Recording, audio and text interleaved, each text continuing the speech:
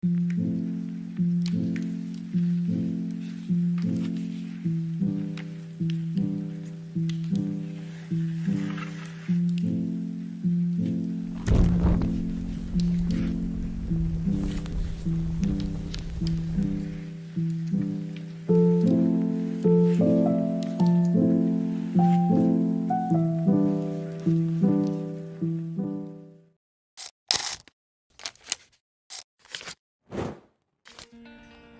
all the graduates of Philippine Normal University, there are lots of opportunities for us. But always, always, always keep on your mind to choose the best. Choose the best not for you, choose the best for the kids.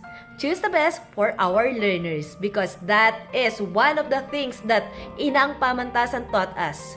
Laging uunahin ang mga estudyante. And yes, let the light of the torch burning. The tips that I can give to the graduates of the Philippine Normal University are: teach the truth, be excellent at all times, and be a service to the Filipino children. Just like what Inang Pamantasan always remind us, truth, excellence, and service. Sa lahat ng pagkakataon, lagi nating ituturo ang katotohanan. Sa mundong laganap ang fake news na kahit saan mababasa ng mga bata, lalo na accessible na sila sa internet, sikapin natin na tanging katotohanan ang ituro natin sa ating mga mag-aaral na nasa loob ng ating silid-aralan. Excellence. Hinubog tayo ng Inang Pamantasan para maging isang mahusay na guro. Marami tayong pinagdaan ng mga demo, marami tayong binasang mga aralin. Yun ay para ihanda tayo sa real world.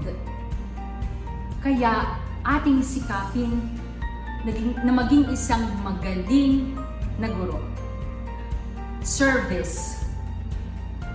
Ang pinaka-pinaglilingkuran natin ay ang ating mga mag-aaral. Sila ang dapat nakakaramdam ng ating buong puso, ng lahat ng ating lakas. Ibigay natin lahat ng ating pagmamahal para sa kanila. Kasi kapag mahal natin ang ating mga mag-aaral, bukal sa loob nating maiaalay ang ating sarili. Again, truth, excellence, and service. Pangalawa, let us make Inang Pamantasan proud. Naglalakad tayo sa hallway ng PNU, minsan madulas, parataas noo tayong dumadaan dahil alam natin na naging maganda ang paghubog ni Inang Pamantasan sa atin. Panghuli, sa ating bokasyon, I consider teaching as a vocation.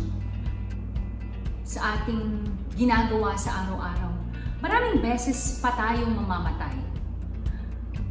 Namamatay tayo tuwing mas pinipili nating magtrabaho ng Sabado at Linggo, ihanda ang mga aralin para sa ating mga mag-aaral, gumawa ng lesson plan. Namamatay yung sarili nating oras para sa ating mga mag-aaral. Sa mga panahong kailangan tayo ng sarili nating pamilya, pero mas pinipili natin maging isang mabuting guro para sa ating mga estudyante.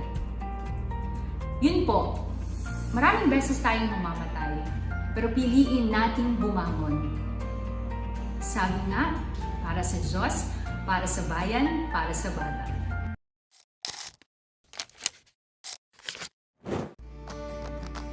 Once again, I am Miss Nina Tisala Fianza Abanilla, and I thank you all for listening.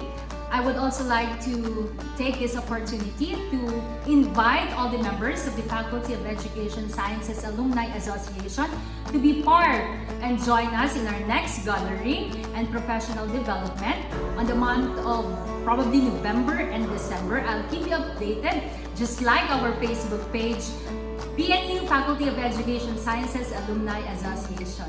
Thank you, Kapasaa!